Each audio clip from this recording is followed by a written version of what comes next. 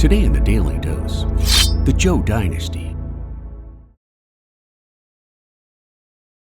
Divided into two periods, the Western Zhou from 1046 to 771 BC, and the Eastern Zhou from 771 to 256 BC. The Zhou Dynasty followed the Shang Dynasty, although both shared many cultural and religious similarities in their use of ritualistic bronze vessels and the practice of divination during the Bronze Age.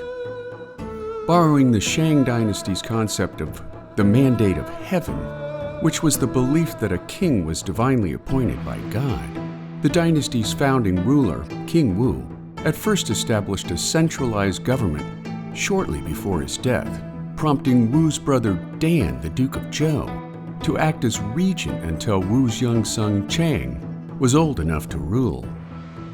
Writing the now famous I-Ching, the poet-warrior Duke established a decentralized state based on a social hierarchy similar to European feudalism, which prospered despite a steady rise of rebellious noble factions near the end of the Western period, each wishing to rule for themselves.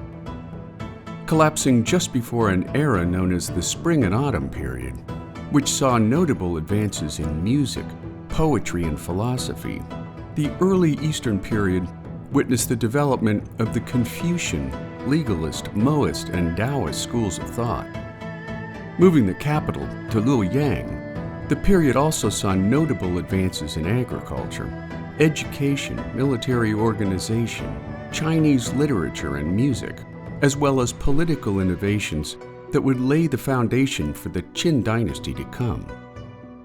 Many famous Chinese writers lived during the Eastern period at a time known as the 100 Schools of Thought, including Mencius, Moiti, Lao Tzu, and Sun Tzu. Facing an ever-increasing breakdown of the imperial Chinese government, leading many to claim that Zhou rulers had lost the mandate of heaven, monarchical weaknesses gave rise to the Warring States period from 481 to 221 BC, when the 7 separate states of China fought one another for hegemony, ending the Zhou dynasty when the state of Qin proved victorious in battle. The incoming Qin dynasty rulers soon erased the Zhou's accomplishments to ensure their own primacy, making the 800-year Zhou dynasty the longest continuous dynastic reign in China's now 3,600-year history. And there you have it, the Zhou Dynasty of China, today in the Daily Dose. Get your nerd on with the Daily Dose.